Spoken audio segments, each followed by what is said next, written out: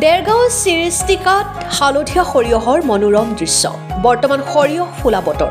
অসমৰ বিভিন্ন প্ৰান্তৰ লগতে দেৰগাঁও চিৰিষ্টিকাত দেখা গৈছে সৰিয়হৰ মনোৰম দৃশ্য প্ৰকৃতিৰ যেন এখন হালধীয়া চাদৰ শ বিঘা ভূমিত কৃষকে কৰিছে সৰিয়হ বৰ্তমান হালধীয়া হৈ পৰিছে সৰিয়হডৰা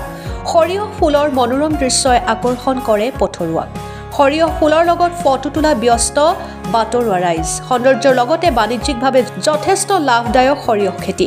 বজাৰ মূল্যও আছে সৰিয়হ খেতিৰ বজাৰো আমাৰ পথাৰো আমাৰ বজাৰ আৰু পথাৰ হাতত থাকিলেহে অসমীয়াৰ অস্তিত্ব জীয়াই থাকিব দেৰগাঁও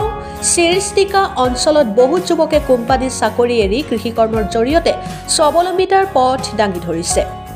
দেৰগাঁও ব্ৰহ্মপুত্ৰ অঞ্চলটোত আৰম্ভ হৈছে কৃষি বিপ্লৱ বাম খেতিত ব্যস্ত গয়া ৰাইজ দেৰগাঁওৰ পৰা মাধুৰ্য বৰা ৰিপৰ্ট অৰুণোদয় আছাম মানে তেখেতলোকক অনুৰোধ জনাইছোঁ যে আমাৰ দৰে খেতি কৰি পেলাই স্বাধীন হওক লোকৰ পৰাধীন হ'বলৈ কোনো প্ৰয়োজন নাই আমি পৰাধীন নহওঁ লোকৰ আমাৰ একদম মেইন কথা হ'ল কি মাথাইৰ বাহিৰৰ যিসকল কৃষক আছে যিসকল ইয়াত বেঙেনা খেতি কৰক জিকা খেতি কৰক যি খেতি নকৰক সৰিয়হ খেতি কৰক যি কৰক আমাৰ সেইসকলৰ 100% বিশ্বাস আছে আমি কোনো সাৰ ব্যৱহাৰ নকৰোঁ ইউৰিয়া DAP বক্স একেবাৰে তাৰ উদ্দেশ্য হ'ল কি ব্ৰহ্মপুত্ৰৰ পানী প্ৰত্যেক বছৰে আমাৰ ইয়াত সোমায় সেই ব্ৰহ্মপুত্ৰৰ পানী এটা পলসুৱা পলেপ পেলাই ইয়াত সেই পলেপটোৱে হ'ল ইউৰিয়া DAP বক্স তাত সকলো মিক্স থাকে সেই হেতুকে মানে আমাৰ খেতিৰ কাৰণে উপযোগী মাটি হ'ল ব্ৰহ্মপুত্ৰৰ এই বৃহত্তৰ এলেকাটো সেইটোকে মই সকলোকে অনুৰোধ জনাইছোঁ যিসকল কৃষক এনেই ৰৈ আছে যিসকলকে ধৰক ফেচবুক এনেই হোৱাটছআপ কিবাকিবি চলাই ঘূৰি আছে তেখেতলোকে খেতি কৰক স্বাৱলম্বী হওক সেইটোহে মই সকলোকে অনুৰোধ জনাইছোঁ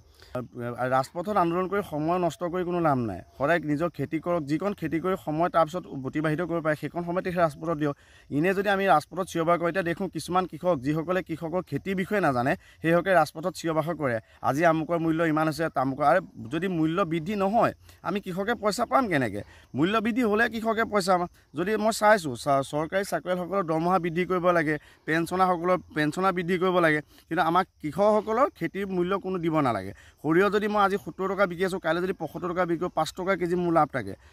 দেখিও সেইটো কাৰণে মই সকলোকে অনুৰোধ জনাইছোঁ এনেই ৰাজপথ যিসকল খেতি নকৰা লোকে ৰাজপথত চিঞৰ বাখৰ কৰে বিনা হেৰিয়াতে চিঞৰ বাখৰ কৰে যে মূল্য বৃদ্ধি হৈছে কিবা সেইসকলৰ তেখেতলোকে আমাৰ দৰে কৃষক খেতি কৰি পেলাই তেখেতলোকে তাৰপিছত চিঞৰ বাখৰ কৰক যে মূল্য বৃদ্ধি কৰক বুলিহে ক'ব মূল্য বৃদ্ধি হৈছে বুলি নকয় কিন্তু সেইটোকে মই অনুৰোধ জনাইছোঁ আমাক মূল্য লাগে উচিত মূল্য লাগে 70 টকা পাইছোঁ 70 টকাত আমাৰ সৰিয়হ কেজি মানে আমাক নোপোচায় 80 টকা হ'ব লাগে যদি তাত যদি আলু কেজি যদি এতিয়া 20 টকা আমি বিকি আছোঁ যদি 25 টকা পাওঁ আমি আলু খেতি কৰোঁ বেঙেনা আপুনি কি অৱস্থা হৈছে বেঙেনা 12 টকা কেজি লাগি গৈছে আমাৰ ইয়াত এতিয়া যদি সেই বেঙেনা 15 টকা কেজি বিকিব পাওঁ তেতিয়াও চিঞৰ বাখৰ কৰিব কিছুমান লোকে যিসকল কৃষক নহয় সেইসকলে চিঞৰ বাখৰ কৰিব যে মূল্য বৃদ্ধি হৈছে বুলি মূল্য বৃদ্ধি হ'লেহে আমি কৃষকসকলে উচিত দাম পাম কিন্তু তাৰ মাজত যিসকল দালালি আছে সেই দালালখনে পইচা খাই দিয়ে সেইটো খুব বিশ্বাস কথা কিন্তু সকলোকে অনুৰোধ জনাইছোঁ যে আমাৰ কৃষকসকলক স্বাৱলম্বী কৰিবৰ কাৰণে উচিত মূল্য পাবৰ কাৰণে আমাৰ পথাৰ আমাৰ বজাৰ দখল কৰিবৰ কাৰণে সকলোকে যাতে আমাৰ সাহস গোটায় প্ৰথমতেতো আমি যিটো কষ্ট কৰোঁ ইয়াত 4 চাহ হাল বাব লাগে হাল বাই মেলি আমি ইয়াতে পথাৰতে মানে পূৰা জাবৰ চাবৰ পুৰোঁ তেনেকুৱা কষ্ট কৰোঁ তাৰপিছত যেতিয়া সৰিয়হটা লাহে লাহে ফুলিব ধৰে সৰিয়হটা ফুল এতিয়া যিটো ফুলি আছে ইয়াতকৈ আৰু ফুলিব সেই ফুলাৰ সময়ত আমিতো প্ৰত্যেকজন ল'ৰা আমি 6-7জন ল'ৰা আছে আমি সদায় আবেলি সেই সৰিয়হৰ মাজত পূৰা সময় কটাওঁ সময় ইমানেই ভাল লাগে মানে দিনটো যদি ক'ৰবাত কষ্ট হয় বা দুখ কৰি আহোঁ সেই দুখৰ অনুভৱ আমাৰ সৰিয়হৰ মাজত সোমোৱাৰ পিছত নাইকিয়া হৈ যায় মানে কি হয় সৰিয়হ খেতিটো বহুত লাভজনক খেতি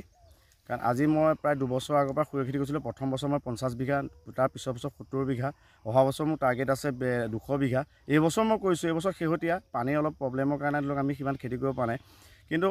যি দেখিছোঁ মই 2 বছৰত সৰিয়হ খেতি কৰি বহুত স্বাৱলম্বী হৈছোঁ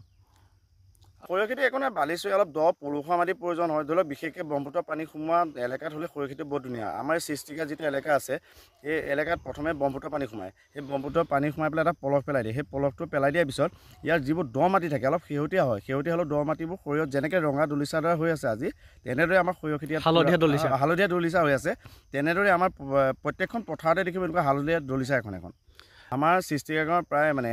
মিনিমাম 8-9জন মান ল'ৰা ধৰি লওক বাহিৰত আছিলে বহুত বছৰ ধৰি কিন্তু যোৱা বছৰৰ পৰা তেখেতলোক ঘূৰি আহি পেলাই আমি দেখিছোঁ আমাৰ চিৰিষ্টিকা গাঁৱৰ মিনিমাম 20-25জন আমি যুৱক আছোঁ সেই যুৱকসকলৰ কোনো চাকৰি নাই চাকৰিৰ কাৰণে আমি খেদি নুফুৰোঁ আমি এতিয়া আজি 2 বছৰৰ পৰা যেনেকৈ খেতিত লাগিছোঁ তেনেকৈ আমাৰ সেই যিসকল যুৱক বাহিৰত আছিলে তেখেতলোকক ঘূৰি আহি পেলাই খেতি লাগিছে স্বাৱলম্বী হৈছে আৰু মই যিসকল যুৱক যুৱতী বাহিৰত আছে তেখেতলোকক অনুৰোধ জনাইছোঁ যদি তেখেতলোকৰ মাটিৰে ক'ৰবাত পায় আধিলৈকে কৰক লাগিলে লিজত লৈ কৰক কি কৰক কিন্তু তেখেতলোকক অনুৰোধ জনাইছোঁ তেখেতলোকে যে বাহিৰৰ পৰা ঘূৰি আহি আমাৰ বজাৰ আমাৰ পথাৰ দখল কৰি পেলাই আমাৰ দৰে সৰিয়হ খেতি কৰি বাম খেতি কৰি স্বাৱলম্বী হ'বলৈ তেখেতলোকক অনুৰোধ জনাওঁ তেখেতলোক সোনকালে ঘূৰি আহি আমাৰ দৰে